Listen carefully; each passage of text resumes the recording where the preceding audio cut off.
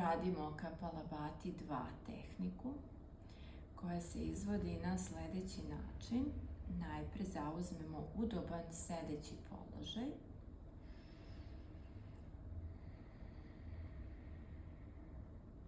Pri izdahu stežemo stomačne mišiće, a zatim dopustimo da se udah desi spontano.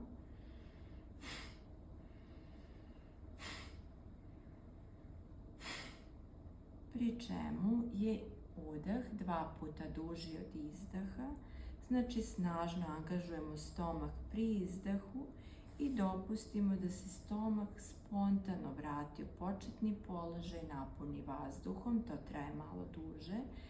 Damo vremena da vazduh uđe i napuni prostor, pa ponovo pri izdahu stežemo stomak i dopuštamo da se udah desi spontano, damo vremena udahu, izdah,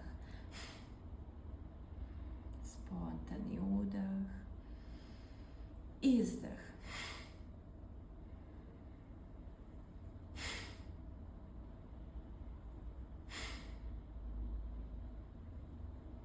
Nastavljamo sa ovim disanjem i sada mentalno prenosimo pažnju na prostor koji se nalazi iza tačke na sredini čela, znači u našoj lobanji, iza središnje tačke na čelu.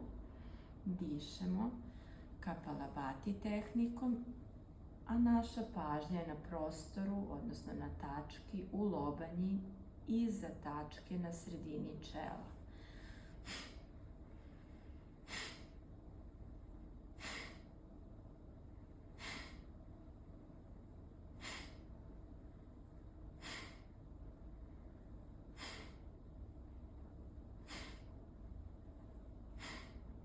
Zaustavimo disanje, a naša pažnja i dalje ostaje na tački iza tačke na sredini čela, u središtu lobanje, gde bi trebalo da se pojavi svetlost koja nije mentalno izmišljena ili naša vizualizacija, nego stvarna svetlost u lobanji.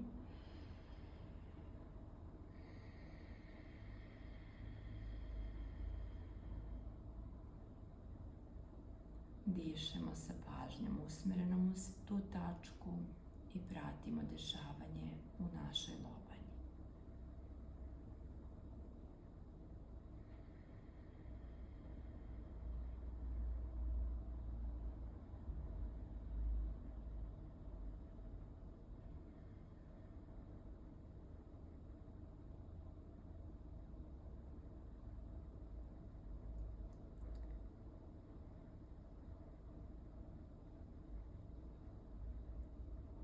Ova tehnika se naziva svetlost lobanje, baš zato što usled ove tehnike se bistri naš i imamo utisak da vidimo svetlost unutar naše lobanje. Ako se to nije desilo prvi put pri izvođenju ove tehnike, to je normalno. Dozvolimo sebi da se ponovo posvetimo ovoj tehnici sledeći put, bez opterećenja i bez namere, samo prateći dešavanje u glavi.